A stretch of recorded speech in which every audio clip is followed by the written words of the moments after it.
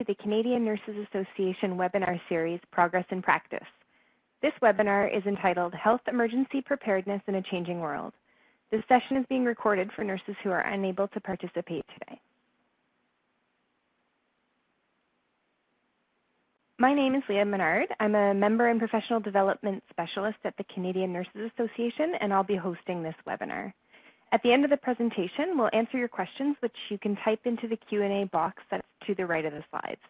We'll address as many questions as time allows. Hello, and welcome. Now, sorry, I'll just present our presenter today, Jill Courtemanche. She started her career as an emergency department nurse and followed that with 20 years as a manager of the Regional Poison Information Center at the Children's Hospital of Eastern Ontario. She was responsible for disaster planning and was part of two key Ottawa groups that focused on hospital emergency preparedness and chemical, biological, radiological, and nuclear defense. In 2004, she moved to the Ottawa Public Health, working in pandemic and emergency management planning. Experience with SARS, the 1998 ice storm, the 2003 blackout, H1N1, and many other Ottawa emergencies have given her an appreciation for the urgency of enhancing the resiliency of vulnerable populations in an era of increasing risk. And now I'll hand it over to Jill to begin the presentation. Hello, good morning, welcome. In my nursing practice, which, as Leah mentioned, spans almost 50 years, I have become increasingly aware of the higher costs of hospital care and technology, the effect of not being allowed to run deficits, the increasing risks to health, and at the same time, an increasingly vulnerable population. And I admit, it makes me anxious. In this world of increasing risk and vulnerability, nurses have two areas of responsibility: to promote the awareness and resiliency in the public and their clients, and secondly, to ensure that they, as professionals, are ready to perform their nursing duties in the face of a disaster. The first and perhaps most challenging hurdle is to overcome the Canadian complacency towards disaster. Residents of Florida, they're well aware of their risk, and not only have supplies on hand to protect their property and take care of themselves, they also know their evacuation routes and the shelter locations.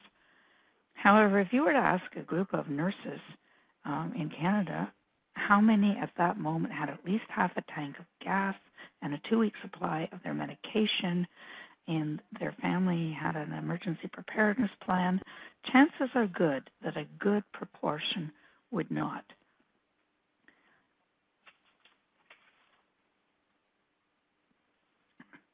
The truth about government is their direction. Oh, sorry, I'm just going to skip a bit of a slide there. Okay, yes, there we go. The other idea, nothing ever happens here. Katrina, the Chicago heat wave, and the 9/11. The truth about that part is we have increasingly seen disasters in Canada. In 2016 and 17, the forest fires, which had completely evacuated Fort Mac and kept on burning for a year afterwards. Forest fires unheard of in BC, the ice storms in British Columbia and New Brunswick. 2014, Lac-Mégantic, with the huge impact on the community and the number of deaths. And in 2018, New Brunswick and BC floods. The ones in New Brunswick were historic, unprecedented.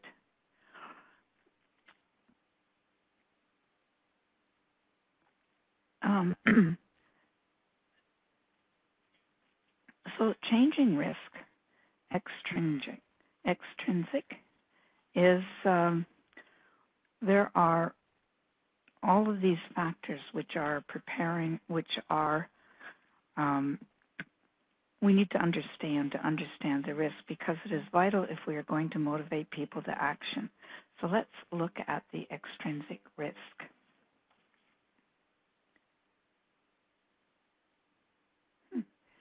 So climate change and the volatility that that brings to the systems.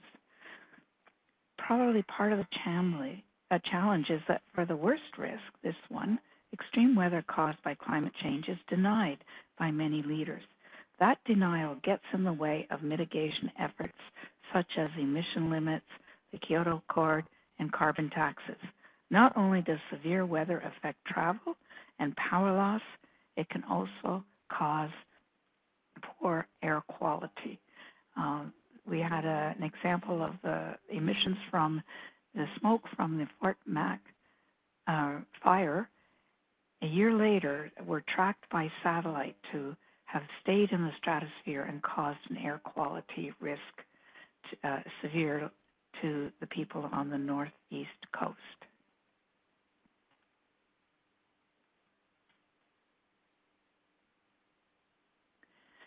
Whoops, having a little problem here with my mouse.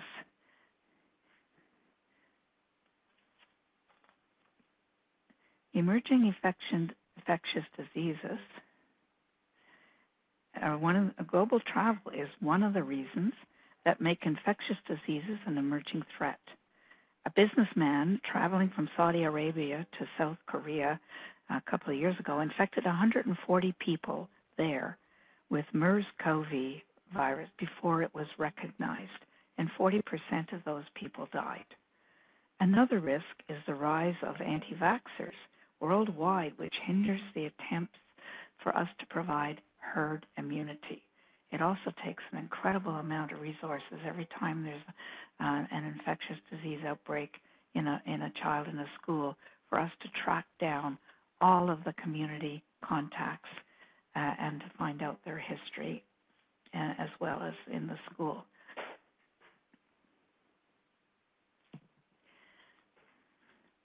So next we have aging infrastructure. I'll give you the example. In Ottawa, we experience over 350 water main breaks per year. And in one of those, we came very close to losing water for a whole area of the city, 100,000 residents. The only way we averted a complete water shutdown was by severely curtailing use for months while repairs are being made. This included shutting down all of the pools, the car washes, the fire hydrants, and any other excessive use of water. Next, we have terrorism, chemical, biological, radiological, nuclear, and explosive, something that certainly wasn't around when I started nursing. Now we are also experiencing violence and cyber attacks. The issue with terrorism that the most recent events are those that stay in memory. So proper responses to packages of concern, which were everybody was on top of following 9/11 and the anthrax attacks on post offices, they've faded with no recent anthrax attacks, and now violence is what people fear. A recent nerve gas attack in Britain, though, warns against putting these responses behind us. One huge present threat is cyber terrorism, which could bring our society to a halt. A government expert once said, the companies or agencies that claim they have never been hacked are ones that don't realize that they have been. And I just got notice that my bank has been attacked yesterday. Now we go to antibiotic resistance. In hospitals, since the advent of antibiotics, I've seen a huge change, and asepsis has declined, and nosocomial infections have risen. As well, pharmaceutical companies make their money on drugs that are used for chronic diseases, used every day, not so much on antibiotics, which are used for a short term. And, unfortunately, their lifespan is limited as infections become resistant. When I started out, we had a couple of antibiotics, and none of those are being used today. Part of the reason for this is that clients still persist in seeking antibiotics for minor conditions or viruses, or they don't take them as prescribed. They start feeling better, they stop taking them. TB has reemerged, first as drug resistant, then we saw multi-drug resistant, and now we're seeing strains that are all drug resistant. All nurses who work in the community or in hospitals are aware of the overcapacity situation. Every week we hear of hospitals calling a code orange, indicating their emergencies are closed. Recently, a young baby was referred to hospital by a physician to be admitted with severe RSV. He was sent back home because there was no bed, where he died during that night. 50 years ago, there were no computers, no networks, and no cell phones. Certainly, patients were not sustained at home on respirators and with treatments like home dialysis. This reliance on electronics means a huge risk when all these other risks result in a power outage. With Hurricane Sandy, internet and cell phone networks were lost because of system overload.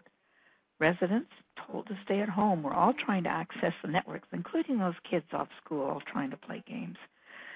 In the Montreal Polytechnic shooting, cell phone overuse with parents and students all trying to contact each other at once also crashed the system. And phone booths are a thing of a past. Further on, I'll talk about how we can combat this. Now let's take a look at the intrinsic risk. We have an aging population. In Canada, seniors are now, these baby boomers, like myself, are now the majority of the population with their greater health needs and dependencies. CNA was advocating for home care and aging in place to be added to the new federal provincial health accord to take the stress off hospitals. Also, people do better at home in their own surroundings, but this takes resources. Paramedics and nurses are in a position to help with this, and it's much cheaper and more effective than a lot of people being admitted to hospital. Medically fragile and the dependence on medication, equipment, and treatment. When CHEO was opened, there were a couple of babies who would spend the next several years in ICU on respirator. Today, as adults, they are living in the community, still attached to their respirators, but at home. Think of the Toronto 2013 ice storm, where 100,000 residents were without power for up to 2 weeks in -10 to -20 temperatures. Travel was treacherous, and in high-rise apartments, which all of the community housing were, of course, no elevators meant people with disabilities were trapped. In Ottawa, an 18-year-old with severe cerebral palsy is on the 17th floor of public housing, completely wheelchair-bound. When I tried to intervene on his behalf with social services, I was told there were 1,000 such cases ahead of him in similar needs of accessible housing. I put mental illness and addictions together because lack of access to mental health treatment and for chronic pain are some of the major causes of addiction. In fact, they're practically the bulk of addictions. There often is no access to chronic pain clinics, and mentally ill often wait for up to a year for treatment. And limiting access to prescription narcotics for acute pain is probably not going to cut it. More vets in the U.S. commit suicide in a year than were killed in the Gulf and Afghan wars. That's a scary thought. And finally, social isolation. Particularly, we see this in the elderly and in newcomers. The majority of seniors in our communities, along with the predominance of nuclear or single-parent families, and the wave of immigration of refugees or asylum seekers, means that there is a high degree of residents living in isolation. Many newcomers, especially those without children who integrate much quicker, take some time to become integrated into the community. Thus, it is difficult to communicate with them in times of emergency, especially when the power is down. This group also has a high percentage of living in poverty, so they're unlikely to have transportation or emergency resources. If you're going to a food bank, you don't likely have 2 weeks' supply of non-perishable food available. And finally, the other group is most of us who are not experienced in emergencies and so unlikely to have the resources or to respond appropriately. We still, the bulk of us, don't believe that it's going to happen to us. There is a current huge undertaking by the federal government to train all their employees on how to respond to the threat of violence, realizing that they are naive to this threat. When we had the Parliament Hill War Memorial shooting a couple of years ago, and the entire city of Ottawa went on lockdown for the center of the city, people did not know how to react. People were leaving their workplaces, even though they were supposed to be off the street, because they were worried about their families and they were worried about their children in school. Actually, the schools knew all about lockdown and they were better prepared. But as a result of that, we've introduced programs on how to shelter in place, how to do lockdown, how to do protected, secure buildings. We also do not have the emergency resources and volunteers that they have in the States, like Homeland Security, the National Guard, and religious groups who devote themselves to emergency responses whenever they occur in the States. Next, we have health emergency preparedness, the role for nurses, very important role in creating resiliency in vulnerable population. Nurses, whether they are working in the community, as in home care, community clinics, or in schools, or in clinical care in hospitals and long-term care, are in a position to make a difference in promoting resiliency, especially in vulnerable populations. They would be able to determine a patient's risks, especially nurses in the community or at the point of discharge from hospital. They usually come to know their patients and would be in a position of trust to provide teaching on how to be prepared. Suggestions for preparing your patients and for mitigating risk will be given. Finally, nurses as respected professionals need to be advocate for recognizing that risk we face as a community and for mitigating them. And I got to hand it to the CNA. They've done a lot of political advocacy on protecting the vulnerable population and having assisted living with nurses in the community and other measures that the governments can put in place.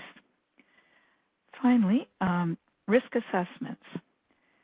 Knowledge of local risks. Most Canadians are unaware of their local risks. And I take, for example, again, Ottawa. We have the third highest risk in Canada for earthquake after British Columbia and the Saguenay Valley. But because we haven't had one, a severe one in anybody's recent memory, and because, of course, earthquakes are impossible to predict, this threat is magnified. Building codes were not put in place for earthquakes code until the 80s in our city. And this is one of the reasons one of our largest hospitals built during the 1924 is reconstructing at a different location. Much of the city is on laid clay, which turns to soup during a quake and magnifies the impact. And the population has no idea what to do when an earthquake hits. The last time we shook, which was an earthquake that was 200 kilometers away, everybody evacuated. People from government buildings, people from our own building panicked, evacuated, not realizing that this is the worst thing you can do when an earthquake hits.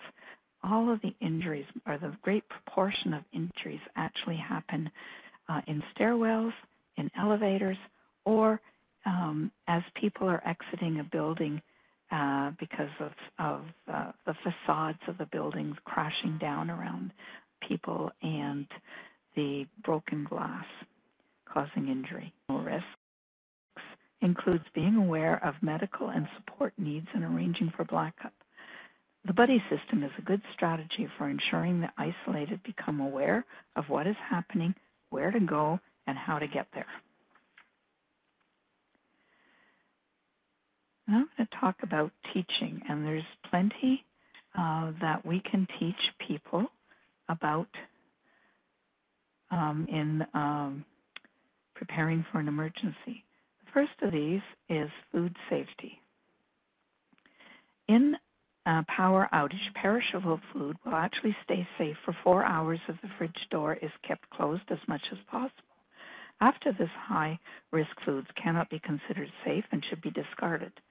As for freezers, they should keep food safe for 24 hours if the door is kept closed. Food should be eaten right away once it has completely thawed. And it's important to dispose of food securely. During a tornado in Goderich, Ontario, poorly discarded food resulted in a rat infestation for the city. Remember that during power outages, stores will not be open even if they wanted to. The insurance companies consider it too risky without the security systems and refrigeration. This same goes for pharmacies, so you're on your own. Special attention should be paid to taking measures to ensure that any medications or special diets that require refrigeration can be kept at required temperature. For example, having a cooler with ice packs from the freezer. Next, we have prevention of disease. With our culture of reliance on antibiotics, hospitals are battling a culture where asepsis has slipped and the community is the same. We need to reinforce how diseases are transmitted, both enteric and respiratory, and the proper precautions to take. I included this picture of a grocery cart because now when I see my little grandbaby sitting in the cart, mouthing the handle, it makes me cringe when I think of there were studies done of these, what you see here, doorknobs, elevator buttons, and grocery carts, and the amount of viruses present was pretty scary. Next, we have your emergency kit. To stock your emergency kit, you need to be aware of any special needs such as dietary, which would be even more difficult to meet during an emergency. Here's a list of the standard items. Of course, as well as spare keys, you should also have spare glasses, hearing aids, and any other special needs. And so, you know, for food, you need to have non-perishable food which is nutritious, and you need to replace it every year to make sure it's current. Water, a manual can opener, wind-up battery-powered flashlight and extra batteries, wind-up or battery-powered radio and extra batteries. You can actually get a battery with 5 different backup methods on Amazon for something like $50, $60. So they're not expensive, and they have crank, they have batteries, they have solar power, they have a weather channel, everything you need to find out about what to do and where to go during an emergency. First aid kit with any special needs, and like I mentioned, extra keys and cards and cash, because ATMs will not be open, and we've become, and credit cards won't work, and we've become a cashless society. And don't forget Fido. It is important to be aware of the importance of pets, especially on the elderly and the isolated. Many of the more than 3,000 who died in Katrina died because they refused to evacuate without their pet. It seems the less you have in life, the more important your pet becomes to you. We had reason to see that in Ottawa when we had a high-rise apartment building with something like 14 stories, and it was shut down because of a fire and lack of generator power. And it was a humidex of 40, 38, something like that. We had the Humane Society on hand, but people refused to evacuate without their pets. So we need to educate people about this, and that they can be, if they're prepared, they can be evacuated. You need to have food, identification, and a possible history of immunization. And if you let them know, they'll be more comfortable in evacuating. Next, we have health supplies, or your emergency kit. They have the health supplies. But first of all, your important information is important. We need to have a copy, and this is a list of everything that you need to have in your documents that you need to have copies of. There are risks to having copies, actual physical copies, in your emergency kit. Firstly, having these in your emergency kit at home, if disaster strikes and you aren't at home and you can't return there, then they're useless to you. So you're at work and there's an explosion, a gas explosion, or your whole area is, for some reason, there's been an earthquake, you can't get home. You're out of luck if everything is in your emergency kit.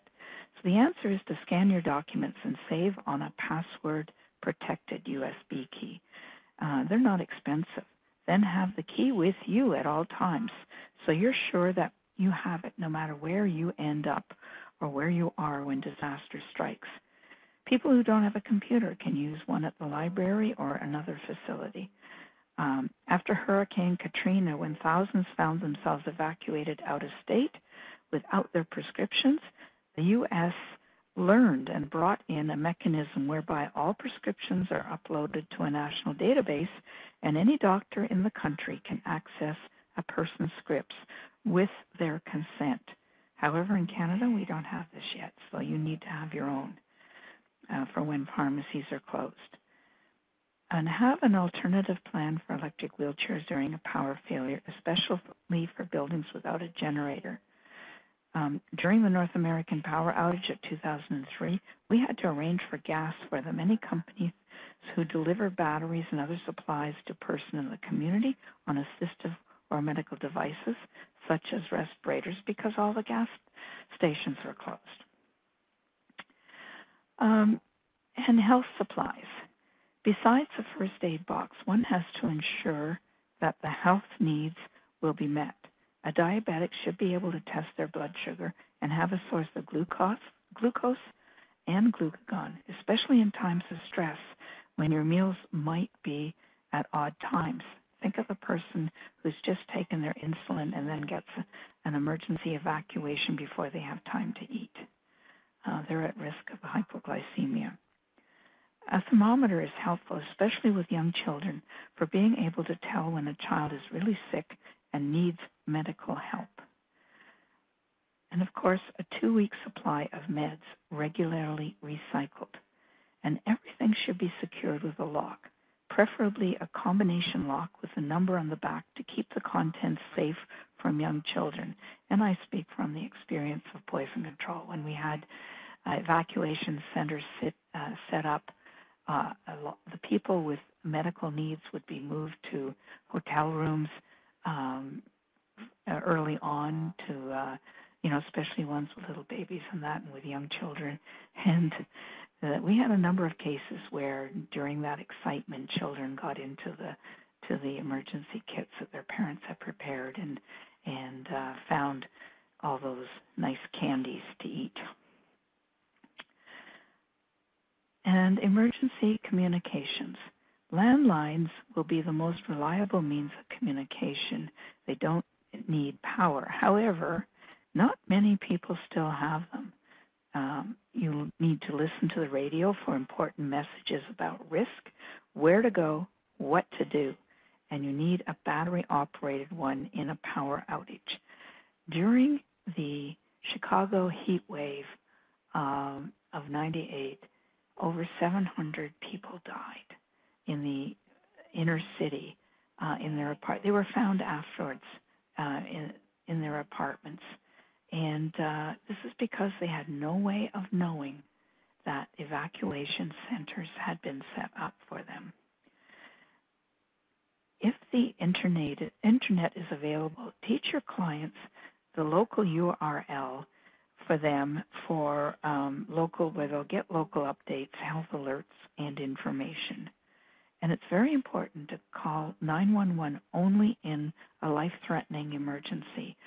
During recent emergencies, especially in the hurricanes in the south, in one California city, they reported that they had a backlog of 2 days worth of calls that they were unable to even answer, let alone respond to, because of overusage. And know, therefore, that the non-emergency phone numbers for police and the fire department for non-life-threatening situations, and the number for your local provider of electricity, well, they usually have a 1-800 number which you can learn about where are the power outages and when they expect the power to be restored. Finally, I hope this webinar has been useful to you. I hope that it might motivate you to prepare yourselves and to help prepare your populations, your clients. We certainly need the help of nurses if we're going to do something about these vulnerabilities and risks. And remember that, of course, we have a responsibility to be prepared as soon as possible so that we can respond when called upon. I can remember the CNA telling us at a local pandemic preparedness meeting that we were considered essential personnel, and therefore we had to be ready to respond anytime, any place, anywhere as nurses. And now I believe that we'll turn the webinar over to Leah for questions. Thank you so much for your presentation, Jill. We'll now move on to the Q&A portion of the webinar. So if you haven't already, please type your questions into the pod on the right hand of the slide. And we actually have some questions that came in that we'll use to start the Q&A. So the first one, Jill, is does the Government of Canada believe in climate change? Actually, thankfully, yes. It has changed the name of Environment Canada to Environment and Climate Change Canada. Aware of the increased risk, they have a program. They offer it several times a year to train community volunteers as weather watchers to become an early warning system for them of bad weather. Another example is that our public health unit, we participated in a North American research project to enhance the detection of health-related health impacts in real time. That's another recognition of that we really need to keep ahead of the climate change. Okay, and there's another question here, just about, it says, what is the buddy system and how does it work in promoting resiliency? It's when members of a group, such as a neighborhood or a church congregation, are encouraged to partner with a vulnerable person in the group to form a partnership with them. And the goal is to increase their resiliency. This could be helping them with their preparations, their kit, their prescriptions and whatnot, and touching base with them during an emergency to see how they're doing and to assist by providing information on what to do, where to go, and perhaps providing transportation if needed. An international research project out of the University of Ottawa has been going on for several years now, and it is looking at ways of increasing resiliency in the vulnerable, and the level of support for this project and the international participation of several countries around the world just speaks to the recognition of how important an issue this is. Great, thank you. I don't see any other questions coming in, so I will ask a few questions then. We have two poll questions that we'd just like you to answer. The first one is, how likely are you to use the information provided in this webinar in your day-to-day work? And the other one is just to get an idea of the number of people who have attended. So did other people who didn't register with the webinar attend with you? And I'll just leave it open for a minute.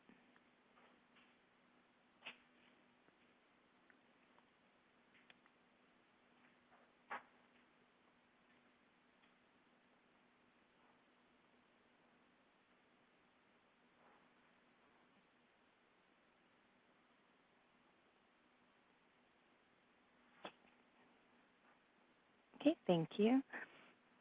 So if you do have any other questions for Jill, she has a wealth of knowledge, and I'll put her email address up here so you can reach, if you need to reach her. You can access a recording of this webinar starting about a week from now on our Progress and Practice webinar channel. That also has all the webinars going back to the beginning of last year. And you can download a PDF version of the presentation in the Files pod under the presentation, as well as your certificate of participation. If you haven't already, please consider registering for the CNA Biennial Convention, which will be held in June 18th to 20th at the Shaw Center in Ottawa. Registration is available on our website.